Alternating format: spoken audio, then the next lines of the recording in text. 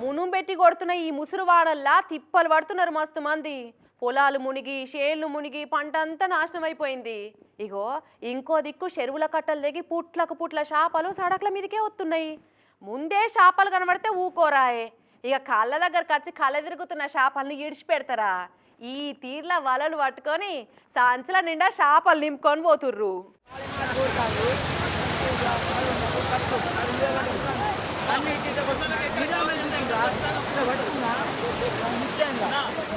అగజుడూరి ఊరంతా ఈయనే ఉన్నట్టున్నది కదా.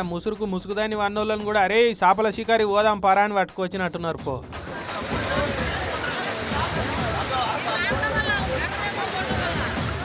అగో వలలు పట్టుకొని పగడ్బందీగానే వచ్చినట్టురు.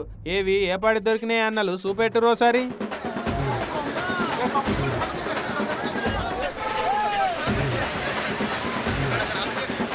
అబ్బో బాగానే దొరికినాయి కదా. కూర మందం ఉంచుకొని అమ్ముకుంటారో లేదంటే ఎండబెట్టుకుని అట్టి జమ్మలు చేసుకొని తింటారో కానీ చేపలు అయితే వద్దంటే దొరుకుతున్నాయి పో.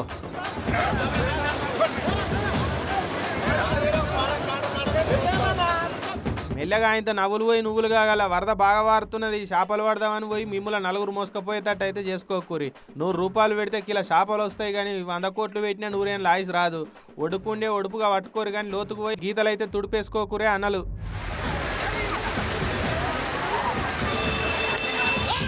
మహబూబాద్ మండలం శనిగపురం చెరువు అలుగువారే వరకు చేపలు కొట్టుకొని వచ్చినాయట. ఇక వాటిని అట్టికెందుకు ఓనిచ్చుడని చుట్టుముట్టున్న జనం ఇట్లా వాగుల దిగి లాగులు తడుపుకొని సంచుల నిండా చేపలు పట్టుకొని పోయిర్రు.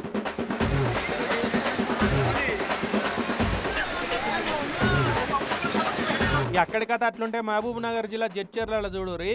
ఇండ్లల్లో వాకిట్లకే పెద్ద పెద్ద చేపలు వచ్చే వరకు బుడ్డపూరగల కాడ నుంచి పండు ముసలోళ్ళ దాకా బకెట్లు పట్టుకొచ్చి వాకిట్లనే చేపలు పట్టిర్రు. ఇట్లా ఓ పిల్లగా మెల్లగా చేప జారిందంటే పట్టిన దండగా అవుతుంది. గట్టిగా పట్టు. గట్ల అబ్బా మొత్తానికైతే పట్టినవులే.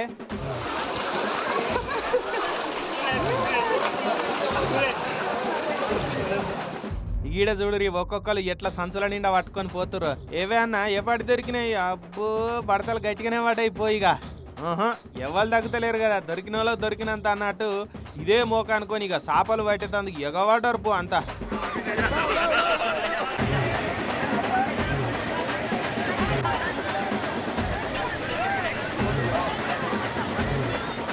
ఈ జడ్చర్ల ఎమ్మెల్యే అనురుదన్న కూడా ఆగలే. చేపలు పట్టేటోళ్ళ తానికి ఇట్లా ఈదుకుంటా పోయి వాళ్ళతోటి ముచ్చట పెట్టి వచ్చిండు మంచిగా. ఇక కొందరు వరదలు ఆగమైతుంటే ఇంకొందరు ఇట్లా చేపలు పట్టుకొని ఎంజాయ్ చేస్తున్నారు పోరి.